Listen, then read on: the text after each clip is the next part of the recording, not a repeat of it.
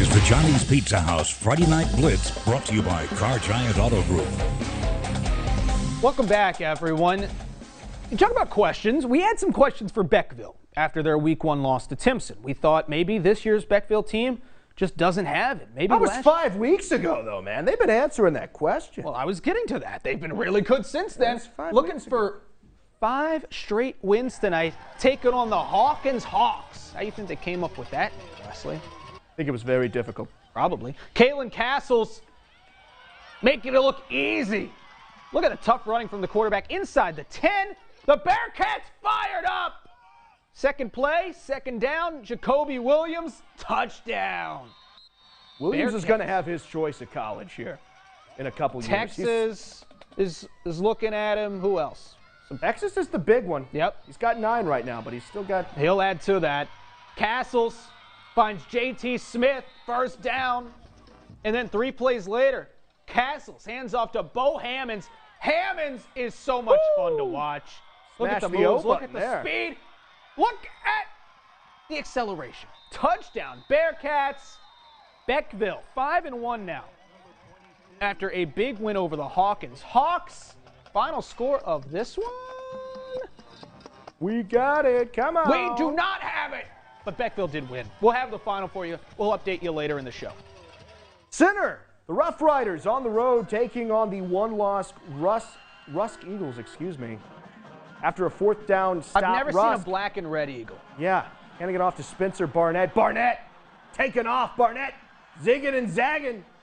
No one's going to catch him. I thought that they had a shot at him there. I thought so, too. I couldn't believe it. Eagles lead at 6-2 in the second inning, John. Second quarter, Center with the ball now. Monte Cross takes the snap, fakes, gives it to Gibson. Gibson, nice grab there.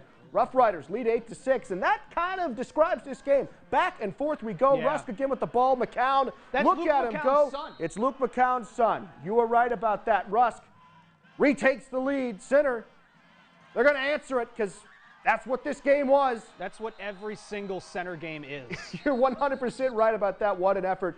In for the score. It's Caden Dixon over the line. Caden Dixon over the line. And the final score in this game, Rusk taking down 40-35. Center in this one, John, 40-35. Center does nothing but play extremely entertaining games, and I would hate to play them because they're going to score points on you. Russ gets the win tonight, though. A little rivalry action, huh? Elysian Fields and Wascom, the Battle of Wascom? What's happening here? Everyone looks confused. Well, I mean, I'm a little confused. First down, Wildcats. The lineman just turned around and stared at the play. That was Caden Edwards on the carry, and then Jace Greenslate tackles him in the backfield. So Elysian Fields gets the ball back. Trevor Riddle in trouble, and he's going down. But before we go to the fourth quarter, Wascom. It's a pitch. It's a fumble. It's recovered. Oh, my goodness. Touchdown, Wascom. Just how they practice it, right? Exactly. Wascom wins big over their rivals. 33-6, the final. All right, staying in Texas. Pine Tree, Nacogdoches. Pine Tree's ball first. Quentin Clark now. Clark. He's coming up. Here he is. Clark takes the snap. He's looking for a little guy named David Lively. David Lively. Lively. Takes it all the way to the goal line. There's the flag team. They don't normally do that unless they score. Yeah. But here we go. They're in. That's Nacogdoches football. They're in for the score. And we're going to probably see some more flags. Oh, wait, that's Pine Tree with it. I'm sorry. I saw a team in black, and I thought that's Nacogdoches. But Nacogdoches is wearing white tonight. Yes, David Lively. Gosh, look at Lively go. Another Pine Tree touchdown. When did Pine Tree wear black? Let's look at this final score here. Since I guess tonight was a blue team. Pine Tree 49-14. Look, you can see the blue on your screen there. I got some questions. It's a night full of questions. Carthage has not lost a regular season game since I was a sophomore in college. Taking on Brownsboro tonight. You probably have a feeling that Carthage did not lose this game because we're talking about it at this point in the show. LaRandion Dowden making sure that that winning streak stays intact. He gets the edge. He gets away from the defense. He's got a touchdown early. It's 6-0 Bulldogs. Next possession, Connor Cuff finding Noah Patty out of the backfield Patty. Carthage had a game plan. Let's go to the far sideline, and we'll outrun everyone. Touchdown. No. They say he's out of bounds at the 1. So that leads to this. K.D. Matlock. He's got the key. Touchdown. 13-zip, and we're still in the first. Wow. Cuff. There's another flag, Wesley. You love flags. Cuff, play action. Looking for Kadadrian Bell. Bell, ringing it. Just gliding on in. Carthage dominates tonight. Final score, 69-13. The Bulldogs win big. That's some points. Let's go to Arkansas. Falcon home. Falcon entered the top 5 of our power rankings. They sure this did. week. Uh-oh, bad snap. Yep. Oh, my goodness, what's going on? High snap over the quarterback. The ball is still on the ground. I don't know how the ball rolled that far. Oh, my goodness. Finally recovered by Bailey Searcy.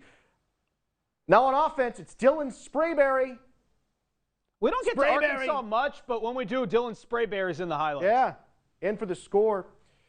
Let's keep it moving. What the heck happened there? Ethan Horton. Ethan Horton. Heads up play off the deflection. And then let's move on to the second quarter now. Get a nice shot of the scoreboard. Look Nice at that shot of that scoreboard. all-natural Woo! grass. Gotta love it. Grounds crew doing a great job. Horatio's quarterback, 40 yards. I like the Horatio helmet. I like it too. It's got like a nice Arena Football 2007 flair to it. All right, so this is not a highlight, but this is cool. Kai Horton, the Carthage alum, leads Tulane to a win. Wow. Comes off the bench. He did not start this game. He comes off the bench and leads Tulane to a huge win on the road in overtime.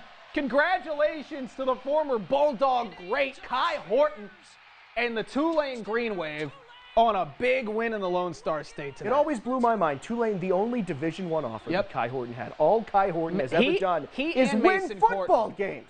That's all he does. That's all he ever did was win. And what look, he got some action last year. I think the world got put on notice tonight for what Kai Horton is. Kai Horton is a winner. It's what he is, and he showed it tonight. Congratulations to the Wave. Congratulations to Kai Horton. Let's take a look at some scores tonight in Texas. Texas High just keeps winning. 58-27 over Mount Pleasant.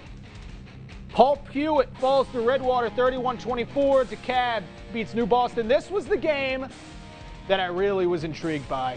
Hallsville is 4-2. They get a massive win. Well, trying to figure out, right, who's going to contend with Texas High at the top of that district.